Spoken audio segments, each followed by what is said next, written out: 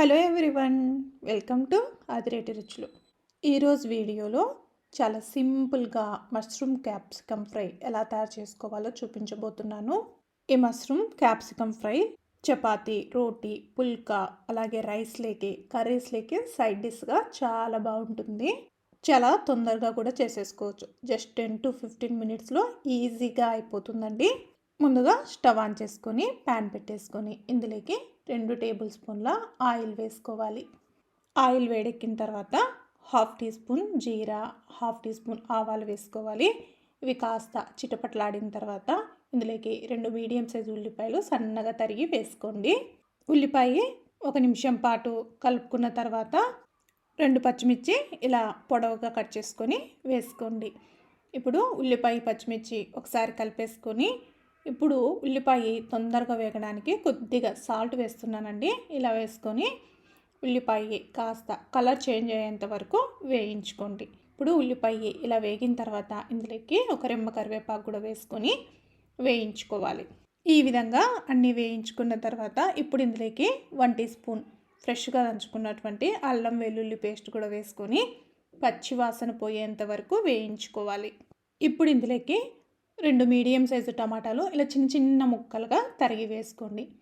ఇప్పుడు టమాటాని ఒకసారి బాగా కలిపేసుకొని మూత పెట్టి ఈ టమాటాని మెత్తగా మగ్గేంత వరకు మగ్గించుకోవాలి. ఇప్పుడు చూడండి, టమాటా సాఫ్ట్గా మగ్గిపోయింది కదా. ఇప్పుడు ఒకసారి ఈ టమాటా ముక్కల్ని బాగా కలిపేసుకొని ఇప్పుడు ఇందులోకి 1/2 టీ స్పూన్ పసుపు కూడా వేసుకొని మరొక్కసారి అంతా కలిసే విధంగా కలుపుకుందాం. ఈ విధంగా కలుపుకున్న తర్వాత ఇప్పుడు ఇందులోకి నేను ఇక్కడ 1/2 కిలో దాకా క్యాప్సికమ్ ముక్కలను ఇలా ముక్కలుగా కట్ చేసుకొని వేస్తున్నాను.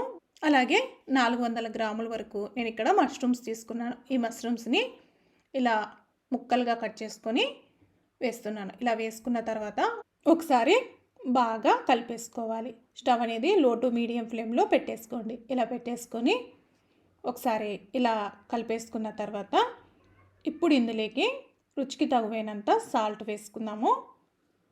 ఇలా వేసుకొని మరొక్కసారి ఈ ఉప్పు అనేది మష్రూమ్ క్యాప్సికమ్ ముక్కలకి బాగా పట్టే విధంగా కలుపుకోవాలి. ఇలా కలిపేసుకొని మూత పెట్టి మష్రూమ్స్ని మగ్గించుకుందాం. మష్రూమ్స్లోని వాటర్ తోటే మగ్గిపోతుందండి తొందరగా. ఇప్పుడు మూత తీసి చూద్దాము. చూడండి, ఇందులోని వాటర్ అంతా బయటకు వచ్చేసింది కదా. ఇందులోని వాటర్ తోటే మష్రూమ్ ఉడికిపోతుంది. చూడండి, ఇప్పుడు ఒకసారి బాగా కలిపేసుకొని మళ్ళీ మూత పెట్టి ఇందులోని వాటర్ అంతా ఎగిరిపోయేంత వరకు ఉడికించుకుందాం. ఇప్పుడు మూత తీసి చూద్దాం. చూడండి, ఇందులోని వాటర్ మొత్తము ఎగిరిపోయి మష్రూమ్ క్యాప్సికమ్ కూడా మంచిగా ఉడికిపోయింది. ఇప్పుడు ఒకసారి కలిపేసుకొని ఇప్పుడు ఇందులోకి 1 టీ స్పూన్ కారం వేసుకోవాలి. కారము సరిపోతుందండి, మరి ఎక్కువగా వేసుకోవద్దు. అలాగే 1/2 టీ స్పూన్ ధనియా పౌడర్, 1/2 టీ స్పూన్ జీరా పౌడర్, అలాగే 1/2 టీ స్పూన్ గరం మసాలా ఇవన్నీ వేసుకొని ఒకసారి బాగా కలిపేసుకొని 1 నిమిషం పాటు ముక్కలకి బాగా పట్టే విధంగా కలుపుకోండి. ఇలా కలుపుకున్న తర్వాత ఇప్పుడు చివరగా ఇందులోకి సన్నగా కట్ చేసి పెట్టుకున్నటువంటి కొత్తిమీర తరుగు వేసేసుకోవాలి. ఇలా వేసుకొని ఒకసారి కలిపేసుకుంటే చాలా సింపుల్ అండ్ టేస్టీగా మష్రూమ్ క్యాప్సికమ్ ఫ్రై అయితే రెడీ. ఒకసారి ఇలా ట్రై చేసి చూడండి. చాలా చాలా రుచిగా ఉంటుంది. చాలా తక్కువ ఇంగ్రీడియంట్స్ తోటి 10 నిమిషాల్లో ఈజీగా చేసేసుకోవచ్చు అండి.